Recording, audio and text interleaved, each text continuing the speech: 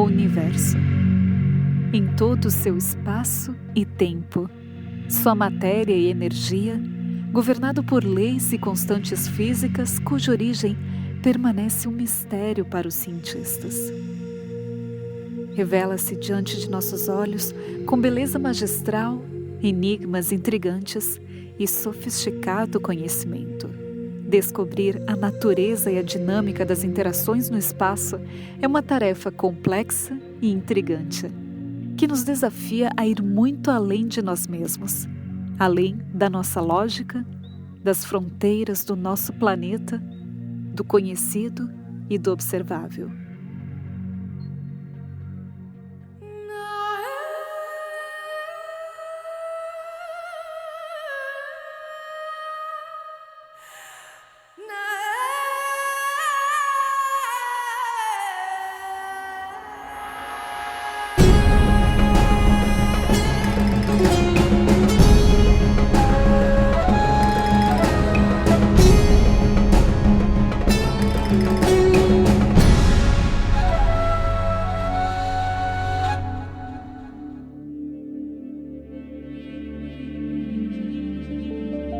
O que aconteceria se pudéssemos viajar na velocidade da luz?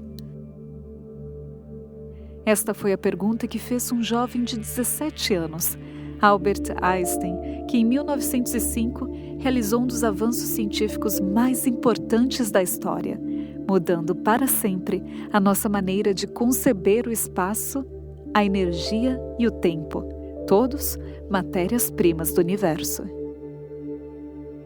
Com a teoria da relatividade especial, a humanidade entendeu que o que até então havia tomado como uma constante, o tempo, na realidade, era uma variável.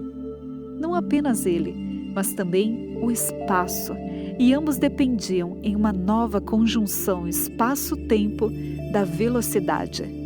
Assim, ao enfrentarmos o imensurável macrocosmo, já não existe tempo sem espaço, nem espaço sem tempo.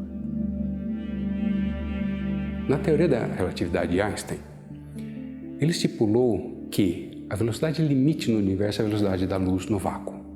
Nada viaja mais rápido que a velocidade da luz, aproximadamente 300 mil km por segundo. Ou seja, essa luz que nós estamos vendo dessas galáxias, desse ponto escuro do céu, ela viajou até nós nesta velocidade. Quando você pega essa velocidade e compara com o desvio para o vermelho dessa luz que ela sofreu por conta da distância e do deslocamento, você chega a valores de tempo absurdamente grandes. Aí vem os bilhões de anos que se fala da existência do universo. Por que você fala que o universo tem bilhões de anos? Porque a luz mais antiga que nós conseguimos ver tem um desvio para o vermelho limitado pela velocidade da luz, que dá um tempo de tantos bilhões de anos para ele chegar aqui. Na teoria de Einstein, muitas coisas parecem não se encaixar em nossa compreensão lógica.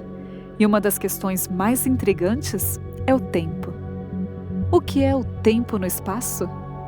Pode o tempo, conforme nosso vão entendimento, ser modificado? Poderiam certos eventos ocorrer para além dos limites do tempo? Digamos que nós vamos viajar para a estrela mais próxima da Terra, Próxima Centauri. Ela está a 4,3 anos-luz da Terra. Isso significa que a velocidade da luz, você leva 4,3 anos para chegar lá.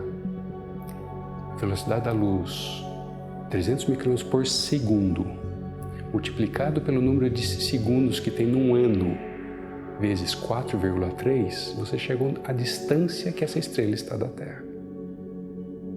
Essa é a estrela mais próxima que nós temos. Se você viajar a velocidade da luz até a Próxima Centauri, por exemplo, digamos que você consiga chegar a uma velocidade de 99,9%. Coisas muito estranhas vão acontecer. Você levará, se não chegou a 100%, né? Digamos que você leve, vamos chutar alguns números. Digamos que você leve 5, 6 anos. Quando você conseguir voltar à Terra 10 anos depois, para você, na Terra terá passado algumas centenas ou talvez milhares de anos, por algo previsto na teoria da relatividade de Einstein. O tempo é relativo. Quando você está longe da matéria ou uma grande velocidade, o tempo passa diferente para você do que para a pessoa que ficou na Terra. Os astronautas que viajam no antigo ano espacial, na estação espacial, sofrem esse efeito. Mas por conta do tempo muito pequeno que eles estão lá, não é possível. O desgaste fisiológico, por estar sem a gravidade, os raios cósmicos produzem um efeito muito grande no organismo deles para você poder mensurar esse tempo a mais. Ou a mudança no relógio biológico deles para menos. Se você coloca um relógio de alta precisão num jato supersônico que vai viajar a uma velocidade muito grande, próximo da superfície da Terra, você consegue medir efeitos de dilatação do tempo. Então o relógio vai atrasar, mesmo sendo um relógio extremamente preciso, né? Mas ele vai atrasar em relação a um relógio que está parado, simplesmente porque ele foi acelerado e entrou em movimento e depois volta lá para o aeroporto. Então você mede esse efeito. O seu GPS, ele usa correções da relatividade geral para poder te dar a posição exata de onde você está na superfície da Terra. Porque o satélite está longe da Terra e a uma velocidade alta. E ele já precisa ter essa correção. E o GPS, ele funciona com sinais que são emitidos para ele se comunicar com satélites que giram em torno da Terra. Esses satélites estão viajando a uma velocidade muito alta e, portanto, eles sofrem efeitos relativísticos por causa da alta velocidade. Então, o tempo do relógio de cada um desses satélites passa de forma diferente. Eles não, né, se você sincronizou os relógios num certo momento, quando você colocou eles dentro do satélite, eles não estão mais sincronizados porque eles estão em movimento. Agora, o sinal que é mandado do seu celular para o satélite e depois volta para o celular, para eles se comunicarem, e entre os satélites também, você precisa saber exatamente em que instante o sinal foi emitido do seu celular e voltou para o seu celular, ou foi emitido pelo satélite e voltou para o satélite. Você precisa saber quanto tempo demorou. É dessa forma que ele mede a distância até o seu celular e, sabendo a distância de diferentes satélites, você determina a posição do seu celular. Se você não faz a correção relativística, o erro na posição do celular ia ser muito grande. O GPS precisa dessa correção da relatividade para poder te dar a precisão necessária para você. Então veja, algo que às vezes parece ficção científica ou coisa de cientista maluco, já é presente na sua vida cotidiana. Você tem talvez no seu bolso, no seu celular isso.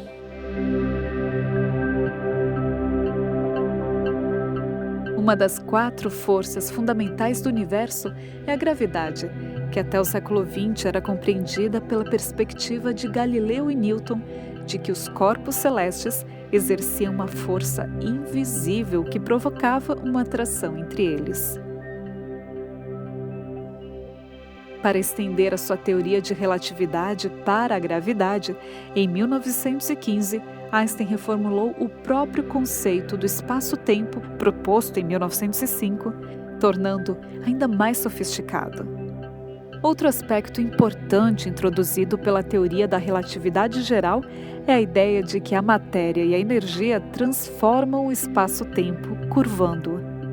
E a gravidade nada mais é que o reflexo desta curvatura. A humanidade tem se beneficiado muito do estudo da geometria. Um dos grandes contribuidores da antiguidade para organizar o que se sabia sobre geometria foi Euclides. E ele tentou resumir toda a geometria a 5 postulados.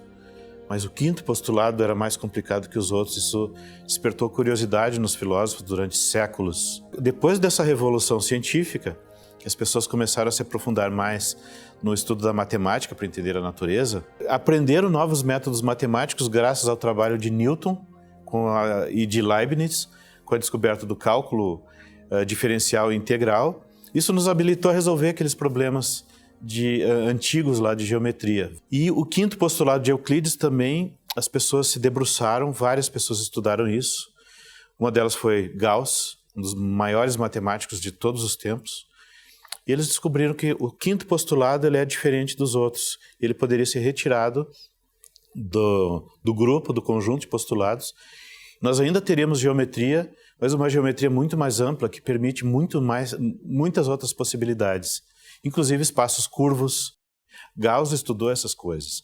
Teve um aluno dele também, orientando, que resolveu achar uma forma matemática mais elegante, mais concisa de descrever essas coisas, esses tipos de espaços que estavam vindo à tona. Esse aluno foi Riemann. O Riemann desenvolveu os conceitos matemáticos básicos para a gente lidar axiomaticamente e praticamente com esses espaços. Com isso, no século seguinte, Albert Einstein, mas não só ele, também Hilbert, por exemplo, usando esses instrumentos matemáticos, eles viram que podiam aplicar isso para o universo. Isso é relatividade geral. A geometria não é mais uma geometria euclidiana, mas uma geometria de Riemann, que já existia essa proposta de geometria do espaço curvo, que é para explicar, por exemplo, a geometria da superfície de uma bola, de uma esfera, em que um triângulo, a soma dos ângulos internos de um triângulo na geometria euclidiana é 180.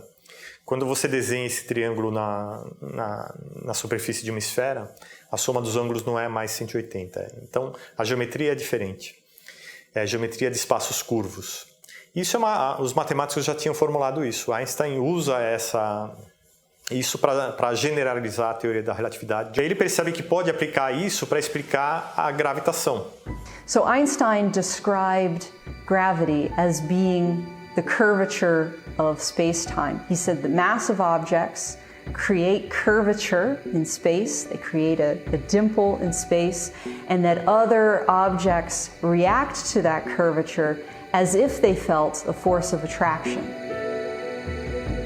Então, para Einstein, não existe nenhuma força inerente aos corpos celestes que provoque atração entre eles. Um corpo em movimento só segue para frente pelo caminho mais reto, e num espaço-tempo curvo, o caminho mais reto é uma curva. Quando o artigo As Equações de Campo da Gravitação de Einstein foi apresentado na Academia Prussiana de Ciências, a gravidade deixou de ser vista como uma força de atração entre os corpos e passou a ser compreendida como uma consequência da deformação do espaço-tempo provocada pela massa dos objetos. Nasceu uma nova compreensão do universo. Common analogy that's used to describe the curvature of space is you can imagine all of space being like a big rubber sheet or a trampoline. This is the sort of analogy that Einstein used to describe what his theory of general relativity was all about. So if you imagine all of space as being a giant rubber sheet or trampoline, if you put a weight in the middle, it would cause space to curve. There would be a dimple created by that weight. Then anything else in the vicinity, roll a marble along the surface of the trampoline, is going to be drawn towards that dip, just like a planet would be orbiting around the sun. It's drawn around the sun because of the curvature of space. Now, of course, this isn't a perfect analogy because space is really three-dimensional and we're using a two-dimensional surface to describe it, but it kind of gives you the idea. A presença da matéria, de acordo com a cosmologia de Einstein, deforma o espaço-tempo e faz com que a trajetória das partículas mude em direção a esse centro gravitacional. Isso explicaria toda a gravitação e realmente explica vários fenômenos, inclusive as ondas gravitacionais que foram recentemente observadas. So if this object that's causing the curvature, if that object were to change, then the curvature would also change. But another thing that Einstein said is nothing can happen faster than the speed of light, so that change in the curvature propagates outward in a wave, just like the ripples on a pond. And gravitational waves are those ripples in space itself. So when a gravitational wave passes by, it actually compresses and stretches the distance between objects, but these waves are really, really faint. And the strongest gravitational waves that we think arrive at Earth and that were measured recently by the LIGO detectors changed the distance along the detector's arms, and these detectors have arms that are 4 kilometers long, by 1/10,000th the diameter of a proton. So these gravitational waves are very, very weak, which is why we don't experience them in everyday life. Todos os corpos em movimento curvam o espaço-tempo, provocando ondas, que, assim como as ondas do mar, viajam levando informações sobre esse movimento distante. A comprovação dessa teoria abre novas janelas para o conhecimento, desafiando os cientistas a medir aquilo que não se pode ver, mas sentir. Gravitational waves will hopefully teach us a lot about the universe. One of the ways in which we hope to learn more is we hope that the gravitational waves will give us information on how many objects there are out there that can produce gravitational waves, how many black holes are in the universe, where are they distributed, how did they form. With this more recent measurement of gravitational waves, we were able to figure out how large the black holes were that were orbiting each other. We were able to find out what was the size of the black hole that was resulting from their combination, because the two black holes combined with each other to form a larger black hole. And so then we were able to figure out how big was that final black hole. But then we were able to combine that knowledge with models of how stars live out their lives, how they use up the gas inside them with their fusion, and we were able to then also figure out some things that we didn't know before exactly in regards to how much mass do the stars use, how much do they keep, how much in the later state, because in the later stage of a star's life, it swells up and it gets very puffy, and it blows away a lot of its outer layers. But we were able to tell then how much matter did these stars have to keep in order to form a black hole of the size that we saw. There are two classes of black holes, basically. Those that arise by the death of a star, so the most massive stars, let's say those that are at least 80 times our Sun in terms of mass, they will explode as a supernovae. From this explosion, you can have different destinies that are basically regulated by this type of stars you do have. You can destroy everything, leaving a cloud of gas. You can create a neutron star, a pulsar, what is called a pulsar, or you can create a star mass black hole. And there are several spread in our galaxy. Then there is a completely different class, which are supermassive black holes. Supermassive black holes have a mass that goes from 100,000 solar massive to 10 billion solar masses. These are monsters. These monsters are located in the center of the galaxies. So, for example, our galaxy has its own monster, which is about 3 million solar masses. Now, what is fascinating about supermassive black holes is that sometimes they get active, they want to grow, they are greedy, they want to eat a lot, and they start to accrete mass from their surroundings. And this this accretion process, you have to manage huge amount of gas that at 1/3 of speed of light fall into the black hole. This gas has a lot of friction, and friction heat the gas and produce light. So we can see this light, so-called active galactic nuclei. Normally we know black holes are there because we see things around the black holes. We see matter falling into the black holes, or we see stars that are orbiting around the black hole, and we know that something really big and really dense is where the stars are. But this is the first time that we've seen something from the black holes themselves. So this is the first time we directly measured black holes, or the effects that black holes have. And it told us something we didn't know about black holes before, in that we think that most of the black holes in the universe are created by the deaths of very massive stars. But it was believed before this discovery that most of these black holes would be just a few times the mass of the sun. But the black holes that we observed were around 30 times the mass of the sun.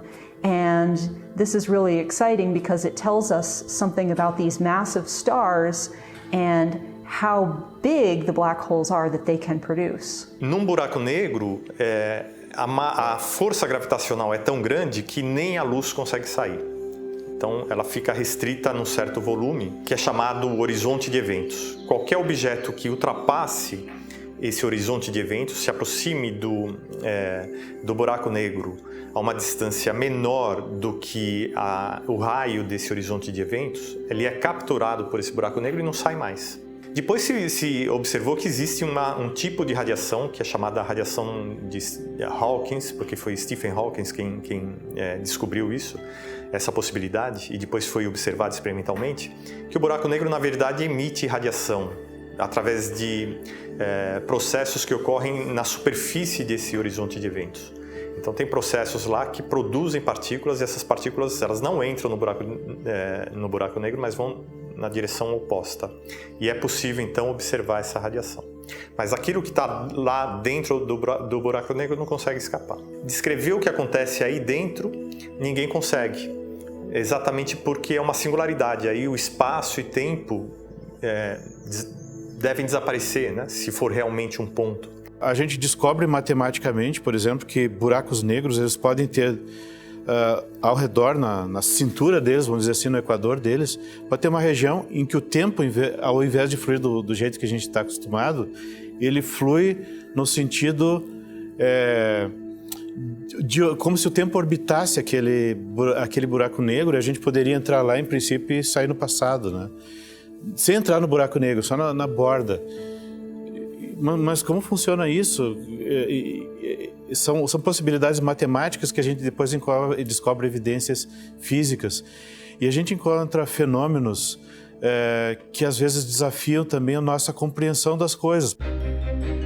Quando Einstein escreveu a teoria geral da relatividade, ele acreditava firmemente que o universo era estático e incluiu em suas equações uma força misteriosa, atualmente chamada de constante cosmológica. Pouco depois, declarou que a concepção dessa força foi seu maior erro científico. Mas os anos se encarregaram de mostrar que seu maior erro foi pensar que ele havia se equivocado. A constante, que originalmente foi concebida para provar que o universo estava imóvel, acabou explicando em 1998 que o universo está se expandindo, como bem notou Edwin Hubble em 1929, ao perceber que as galáxias estavam se separando entre si.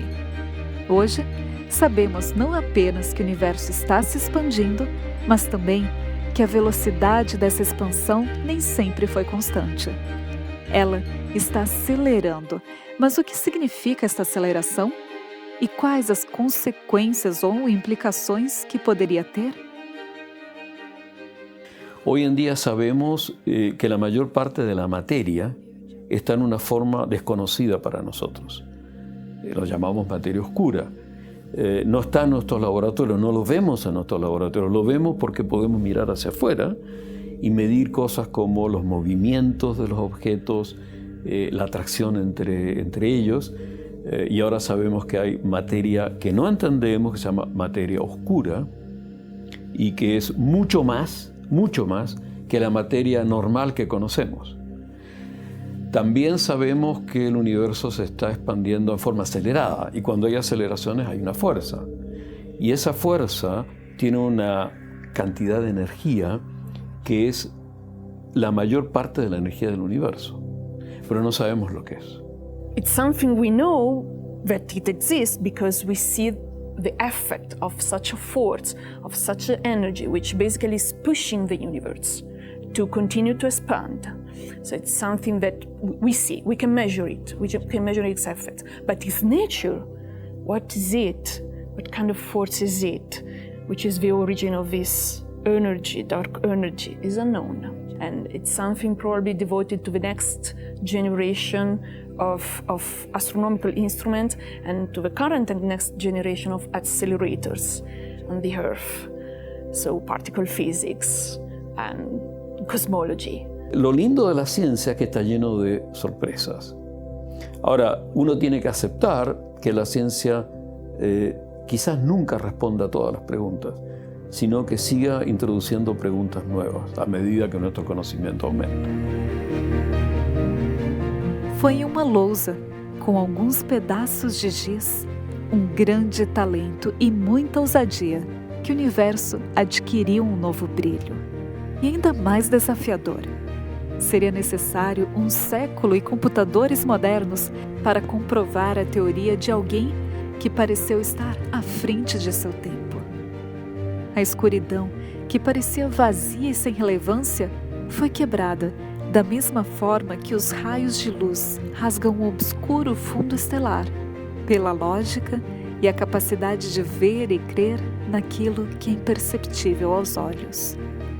Isso, que desperta o medo em alguns, é um aspecto essencial aos que estão abertos a tudo, em permanente observação e avaliação, que vem mais além, mais acima, mais abaixo e mais profundo do que a maioria, com a determinação inalterável de alcançar o conhecimento, avançando mais além das vãs explicações, desafiando constantemente o pré-estabelecido e crendo firmemente no que está por vir.